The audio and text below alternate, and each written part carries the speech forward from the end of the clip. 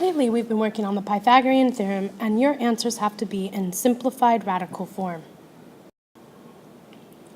For starters, you must need to know the first 10 perfect squares. A perfect square is any number that has a whole number square root. So the first 10 perfect squares are 1, 4, 9, 16, 25, 36, 49, 64, 81, and 100. So if you were taking the square root of a perfect square, you would have a whole number as a result. The square root of 25 is 5, the square root of 49 is 7, the square root of 81 is 9, and the square root of 100 is 10. But what happens when you don't have a perfect square and you have to take the square root of it? Of course, you could find the decimal approximation, but in mathematics we need to be able to not only find the decimal using our calculator, but also write our answer in simplified form. And the idea is that if we had to substitute that answer in for a variable, it would be easier to use in simplified. So let's look at an example. Let's say that we want to take the square root of 20. First, we would need to find a factor pair so that one of the factors is the greatest perfect square factor. 20 doesn't have that many factors, but one factor pair that has a perfect square in it is 4 times 5.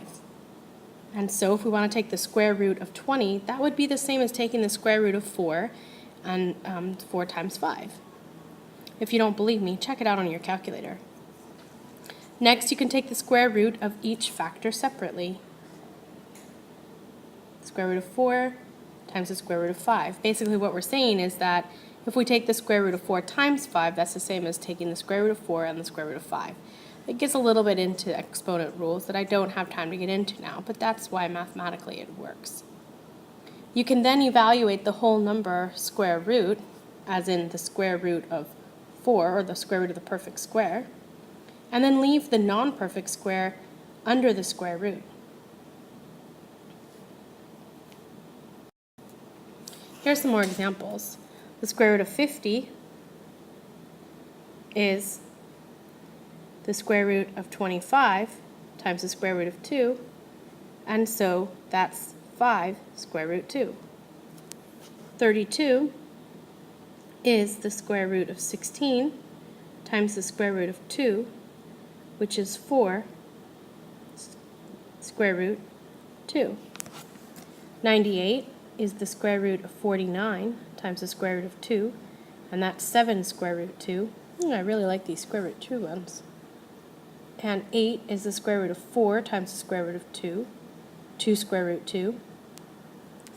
12 is the square root of 4 times the square root of 3, which is 2 root 3. And 75 is 25 times 3, so square root of 25, square root of 3, 5 square root 3.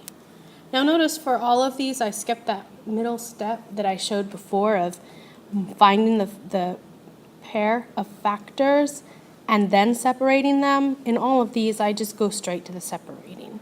It's up to you whether you want to add that extra step as I previously showed, but I think that most of you guys are to the point that you know that when you see the square root of 25 times the square root of 2, that is the same as the square root of 50. So I'm okay if you skip that step. Let's say we want to multiply some radicals. What I mean by multiply radicals is if we have 5 multiplied by a radical 75, how are we going to simplify this? Well, we know that we can take 75 down to the square root of 25 and the square root of 3. Now notice that I went ahead and I rewrote that square root of the 5, the factor of 5 that I want to multiply by the simplified result of the square root of 75. And now we have 5 times 5 times radical 3. So now we can multiply the whole numbers with the whole numbers and the radicals with the radicals. There's no other radical to be multiplied by radical 3, but 5 can be multiplied by 5, and so the result is 25 radical 3. When you're squaring radicals, you are undoing the radical, or the square root, because squaring and square rooting are inverse operations, like multiplication and division. If you have the square root of 2 and you square it, that's the same as taking radical 2 and multiplying it by itself. Now the rule of the radicals, multiplying the radicals together, or the numbers under the radicals together, the result would be radical 4, and then taking the square root of 4, that's 2. And so what you have here is you have that when you take the square of a radical, the result is the number under the radical, since you have taken the inverse of the square root. We've seen this before when we did the Pythagorean Theorem.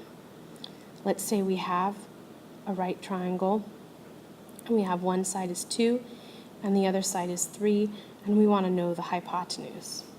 We take 2 squared plus 3 squared is equal to the hypotenuse squared, and 4 plus 9 equals to the hypotenuse squared. 4 and 9 is 13. Now, in this step, we had to take the square root of both sides because we didn't want the square of the hypotenuse value. We wanted the hypotenuse value, and the hypotenuse value is going to be the square root of 13. So you can see that taking the square root of a square or taking the square of a square root just gives you the number underneath the radical. We use that, taking a radical and multiplying by itself, when we rationalize the denominator. Rationalizing the denominator is the process of making the denominator a whole number. This is a method of simplifying radicals because if you are going to be doing the approximations of radicals by hand, and this was done way before we had access to calculators, it's much easier to multiply by an irrational number than divide by an irrational number. So if we're going to rationalize this denominator of 5 divided by radical 3, we have to multiply by radical 3. And notice that in the denominator, when we multiply the radical 3 by itself, we get the number underneath. We get 3. And so we have 5 times the square root of 3 divided by 3 instead of 5 divided by the radical 3. And so some more examples of rationalizing the denominator. Here we have 3 divided by radical 10. So we need to multiply by radical 10 divided by radical 10.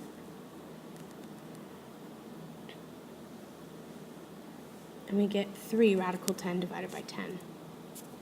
And if we want 3 divided by radical 8, I suggest that you first simplify radical 8 as 2 radical 2, and then you only have to multiply by a factor of radical 2 times divided by radical 2.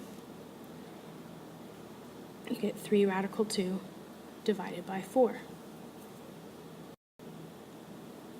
Now here's some other ones that are very interesting, because here we have the radicals divided by the radicals.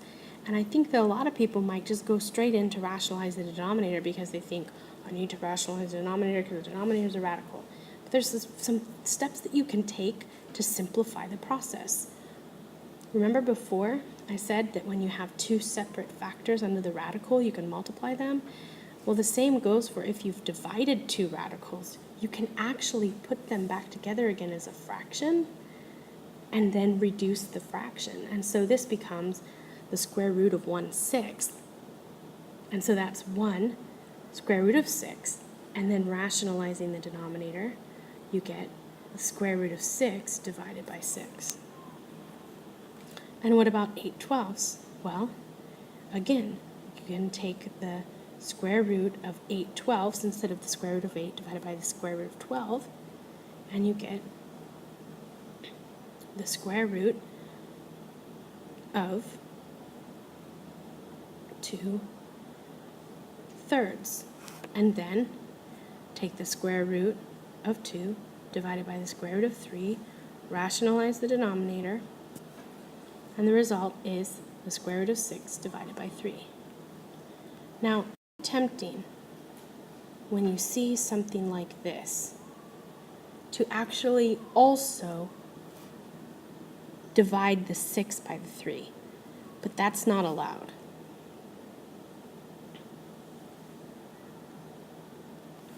One thing is that if you actually did the numbers, the math on the calculator of radical 6 divided by 3 and then compared it to radical 2, you're not going to get the same answer.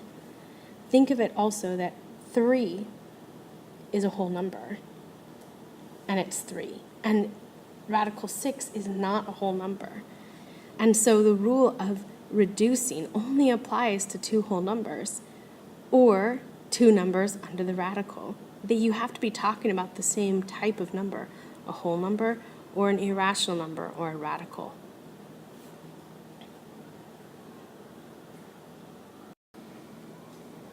When you get to the end of simplifying a radical, how do you know that it's simplified? I'm going to give you a few other tips as well to make sure that you do get a simplified radical form. First of all, the number under the radical is not a perfect square and does not have any perfect square factors. If that's true about your answer, then you probably have a simplified radical form. But make sure you also check for the whole numbers and make sure that the whole numbers cannot be simplified further. Simplified radicals have whole number denominators. If it doesn't, you have to rationalize the denominator. It's much easier if you simplify in the first step any fractions that can be simplified, any numbers under the radical that can be put in simplified radical form before you rationalize the denominator. Since squaring and taking the square root are inverse operations, then the square of any radical is the number under the radical. And also, similarly, if you multiply a radical by itself, the result is the number under the square root.